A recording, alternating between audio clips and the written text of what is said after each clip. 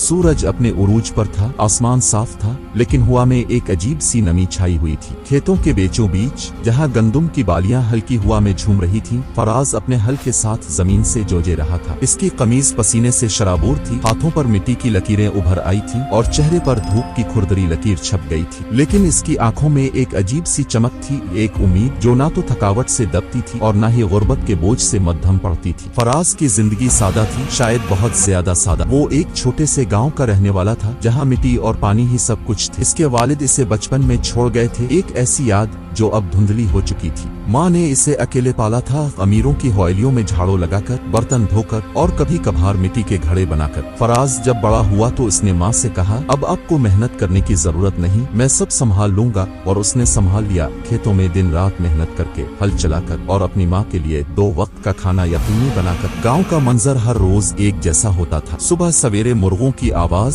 धूप की किरणें जो खेतों को सुनहरी रंग में नहला देती थी, और शाम को धुंध जो उफुक को धुंधला देती थी। फराज का घर गांव के किनारे पर था, एक छोटी सी झोंपड़ी जिसकी छत पर बांस और मिट्टी की तह थी। बारिश में ये छोटा सा घर अक्सर भीग जाता था, लेकिन फराज और उसकी माँ के लिए ये घर ही सब कुछ था। वो दोनों रात को इसी छोटे से सहन में बैठते, माँ दुआएं मांगती और फराज खामोशी से आसमान को देखता। अल्लाह मेरे बेटे को तरक्की दे, माँ की आवाज में एक गहरी ख्वाहिश होती थी। फराज उसे सुनता और दिल ही दिल में सोचता कि उसकी जिंदगी का सबसे बड़ा ख्वाब बस यही है, माँ को सुकून देना। लेकिन इसकी अपनी ख्वाहिशात कहाँ थीं, शायद वो खुद भी नहीं जानता था। इसके लिए जिंदगी मेहनत थी, पसीना था और वो रोटी जो हाथों की मेहनत से कमाई जाती थी। फराज के हाथ अब सख्त हो चुके थे, उन पर लकीरें ऐसी थीं जैसे कोई नक्शा हो, एक नक्शा जो मेहनत, जिदोजहद और गुर्बत की कहानी बयान करता था। लेकिन इसके चेहरे पर थकावट नहीं थी, वो काम करता रहा जैसे ये उसकी जिंदगी का वाहिद मकसद हो। शाम तक वो खेतों से लूटता, माँ के लिए कुछ अनाज लेकर आता और फिर दोनों मिलकर खामोशी से खाना खाते। माँ अक्सर कहती, फराज तो बहुत मेहनत करता है, कभी आराम भी कर लिया कर। लेकिन फराज मुस्कुरा कर कहता, माँ मेहनत ही मेरी जिंदगी है। गाँव के लोग फराज को जानते थे, वो उसे एक मेहनती, खामोश और सादा लड़के के तौर पर देखते थे। कभी कभार कोई बुजुर्ग उसे रोक कर कहता, बेटा तेरी मेहनत रंग लाएगी एक दिन, और फराज सर झुकाकर मुस्कुरा देता। लेकिन इसके दिल में एक खला था, एक ऐसी कमी जो वो खुद भी नहीं समझता था। शायद वो अपनी माँ के अलावा किसी और के लिए कभी जिया ही नहीं था। इस दिन कुछ मुख्तलिफ था। सूरज की रोशनी में एक अजीब सी शिद्दत थी। फराज को लगा कि इसका पसीना मामूल से ज्यादा बह रहा था। इसके दिल में एक बेचैनी सी उठी, एक ऐसी बेचैनी जो उसे समझ नहीं आ रही थी। वो काम में मसरूफ रहा, लेकिन उसकी धड़कनें तेज होती गईं। फिर अचानक एक हल्की सी आवाज उसके करीब से आई। सुनता है? तो धूप में काम करते करते थक गया। फराज ने चौंक कर सर उठाया। सामने एक औरत खड़ी थी। वो कोई आम औरत नहीं लग रही थी। इसके लंबे सियाह बाल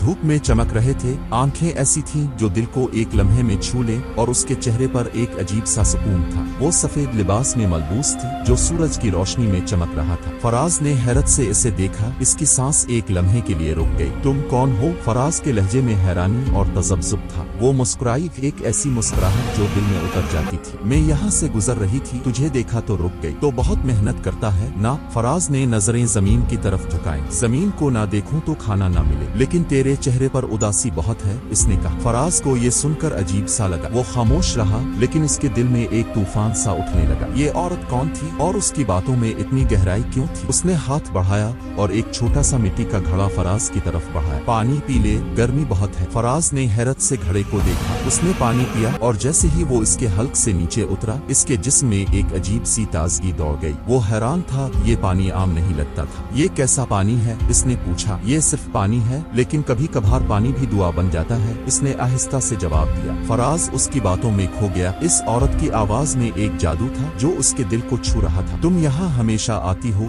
उसने पूछा। नहीं, लेकिन आज तुझसे मिलने आई हूँ, उसने कहा और मुस्कुरा कर चल दी। फराज उसे जाते देखता रहा और उसके दिल में एक अजीब सा एहसास जाग उठा। अगले दिन से कुछ अजीब होने लगा। फराज के खेत जो पहले खुश्क और बंजर थे, अब सरसब्ज होने लगे। गंदुम की बालियां ज्यादा घनी हो गईं और जमीन से एक अजीब सी नमी उठने लगी। इसका घर जो बारिश में टपकता था, अब मजबूत लगने लगा। छत के बांस जैसे नए हो गए थे और खिड़कियों से ठंडी हवा आने लगी। फराज हैरान था, लेकिन इसे सबसे ज्यादा हैरत इस वक्त हुई जब वो औरत दोबारा आई। वो रोजाना खेत के किनारे एक पुराने दरख्त के नीचे बैठती और फराज को देखती। कभी कभार वो इससे बात करती और कभी खामोश रहती। इसकी मौजूदगी में फराज को एक अजीब सा सुकून मिलता था। तुम्हारा नाम क्या है? एक दिन फराज ने हिम्मत करके पूछा। मुझे जिंजादी कहते हैं, उसने मुस्कुरा कर जवाब दिया। जिंजादी? ये अजीब नाम है? फराज ने कहा शायद, लेकिन नाम से क्या फर्क पड़ता है? उसने हंसते हुए कहा। दोनों के दरमियान एक खामोश रिश्ता बनने लगा। जिंजादी की हर बात, हर मुस्कुराहट फराज के दिल में उतरती चली गई। वो उसे देखता और सोचता कि ये औरत इसकी जिंदगी में क्यों आई, लेकिन इसे जवाब नहीं मिलता था। गांव वालों ने फराज की तरक्की देखी तो उनके दिल में शक पैदा हुआ। ये लड़का इतनी जल्दी कैसे बदल गया? एक बुजुर्ग ने कुएं के पास खड़े होकर कहा, कहीं जादू तो नहीं?